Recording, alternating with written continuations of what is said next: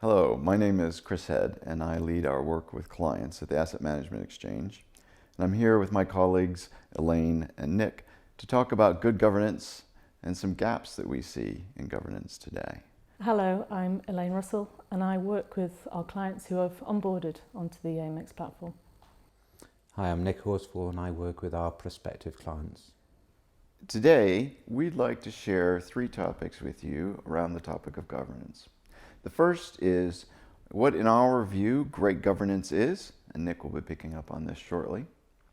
Second, we'd like to share some governance gaps, and Elaine will be describing these. And then we'd like to wrap up with our view on how technology is solving these governance gaps for trustees and investment consultants. So let me start off. Nick, you've worked with pension schemes for some time. You've provided investment advice. What in your mind is great governance? Okay, Chris. So paying in pensions is really, really important. There are millions of people who rely on those pensions for stability in their retirement.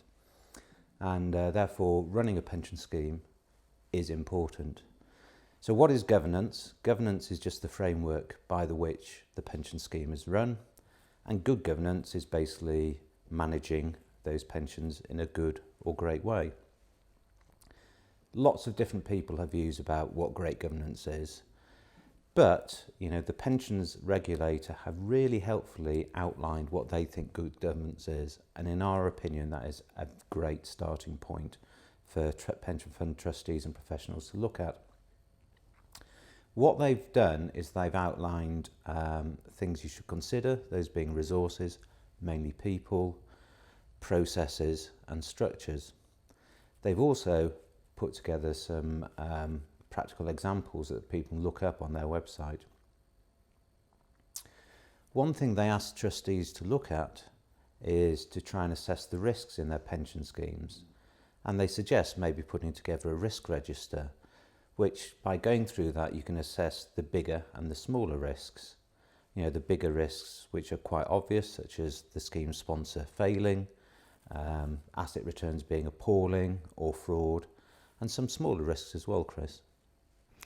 And within that construct, where do you see trustees spending most of their time, and perhaps more importantly, where do you see them not spending a lot of their time?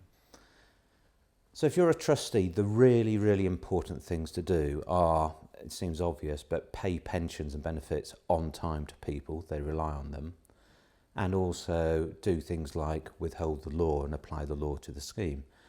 And trustees and pension professionals basically do that pretty well. They would then focus on the other major risks which they need to look at, and I've outlined some of those. Will your sponsor go broke, getting the contributions in time, are asset returns going to be appalling, getting the asset strategy right, will there be fraud, getting frameworks in place to make sure there isn't fraud. And that is all a lot of time to do. But there's a whole list of other risks.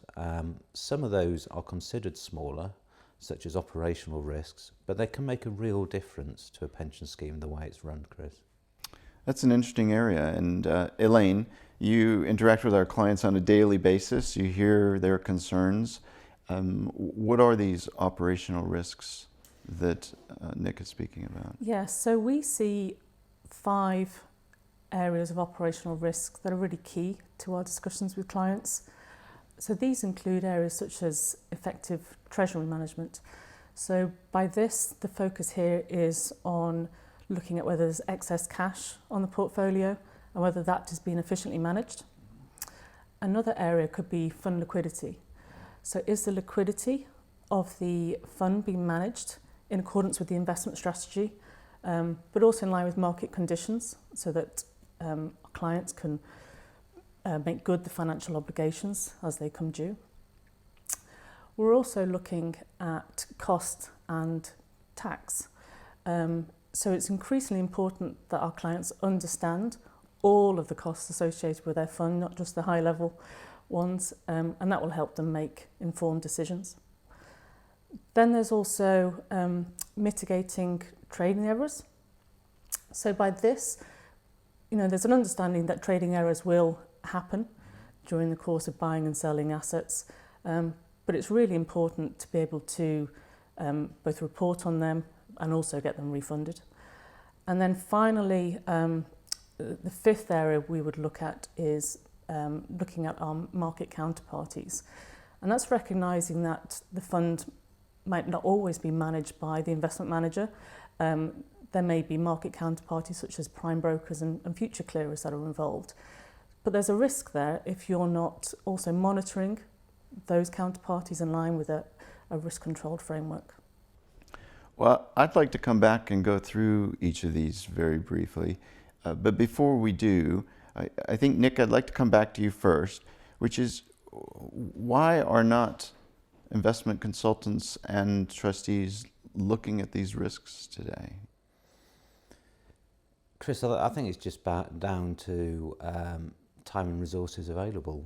So if you think the average trustee board probably meets 4, maybe 6 times a year, an investment committee, similar amounts of times, and most trustees running a pension fund, they're doing it not as their full-time job, but as part of their job. So it really is just the amount of time they're able to put into it. There are other things to consider about their knowledge, expertise and understanding. You know, some of the things we're looking at on operational risks are pretty complex and not everyone understands that they're there and need to be managed. Well, let's see if we can't bring a little bit more clarity to those operational risks and spend 1 to 2 minutes on each of those in turn. Elaine, the first one that you highlighted was the Treasury function.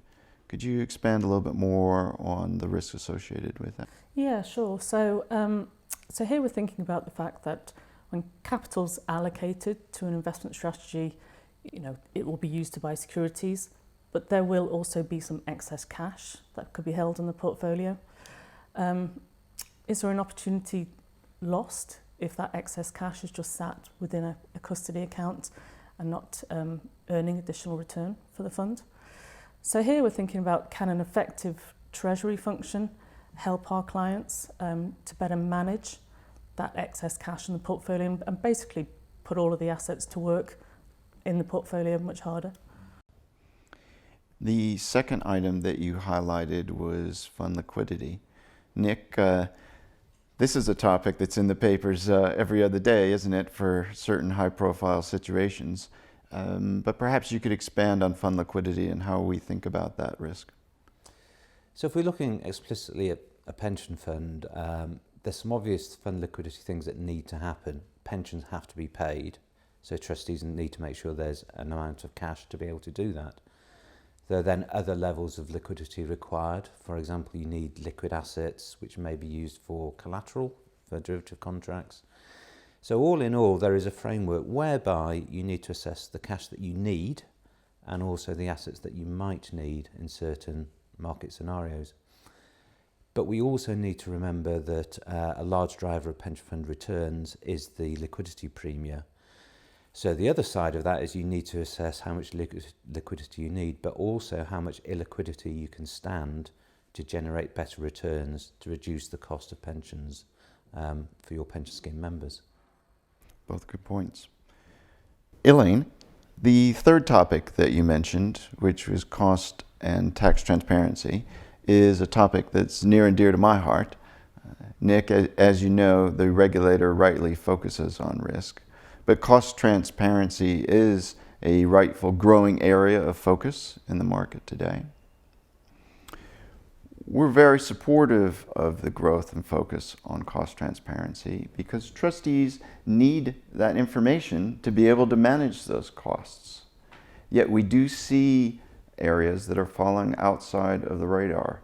Despite great initiatives like the Cost Transparency Initiative, MiFID II across Europe, there are examples of items that are not covered on these expansive cost templates. One of those areas is investments in pooled funds, where a pension scheme may invest in an inappropriate pooled fund structure.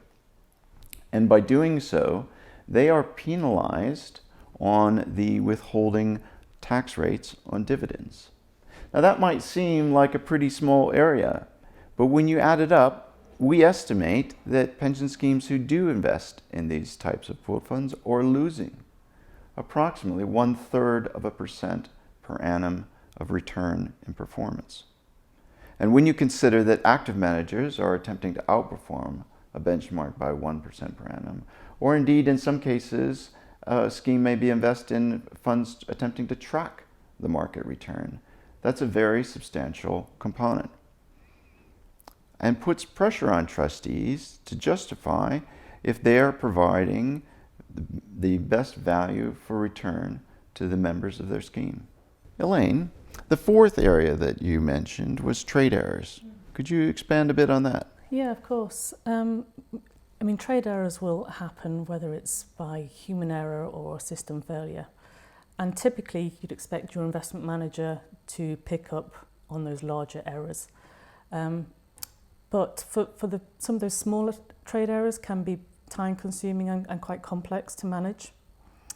But the reality is that those smaller trade errors can mount up, and we've seen for our clients that it can be a cost drag on the scheme. So what we think is actually you could put in place a contractual obligation with that investment manager, and that would really serve to report on those trade errors, make sure they're refunded, but really importantly, take steps to ensure that they're not repeated. And that just alleviates some of the operational risks that we've talked about and also enhances the returns for the scheme. Okay. And then the last point you mentioned, Nick, I'll ask you about this, counterparty risk. How do trustees think about this topic and consider this? Yeah, there are times when running a pension fund where assets of the fund pass out of your control to be with other people or entities, or you write contracts where there is value in those contracts. And what is important is that trustees ensure that the value of those assets and the value of those contracts still accrue and remain safe for their members. So that is managing counterparty risk. And to do that, you need to look at the strength of the counterparties and also the strength of the documentation which binds you and your assets and your right to receive the returns of those for your members. So what is needed is a process where you do that and that you are able to actually react to changes to strength of counterparties and strength of market conditions and changing market conditions. Thank you.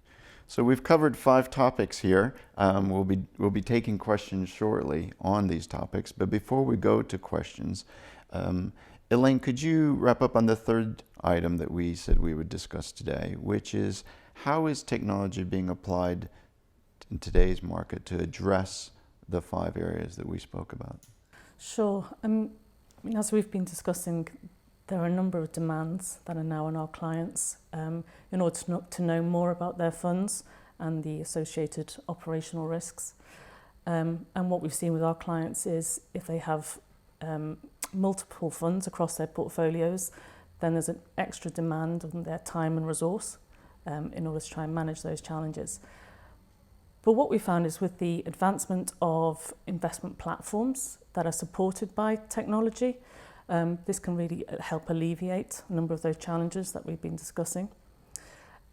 So in particular, if an investment platform also has the support of a risk management function, then that really helps alleviate some of the pressures for our clients, because that risk management team are dedicated to supporting and monitoring all of the risks that we've discussed, be it investment breaches or trade errors.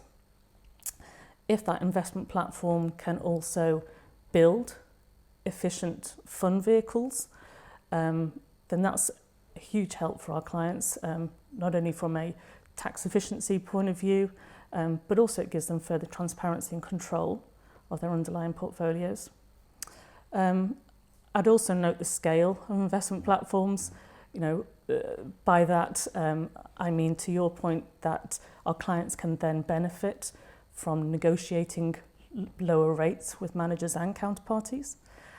And then finally, it's an easy topic to talk about, but just having data that is consistent and also easily available in the one place has proved to be really useful for our clients. Well, I'd like to bring our session to a close now. We've covered what we believe great governance looks like, 5 key areas of operational risk that we think requires more focus.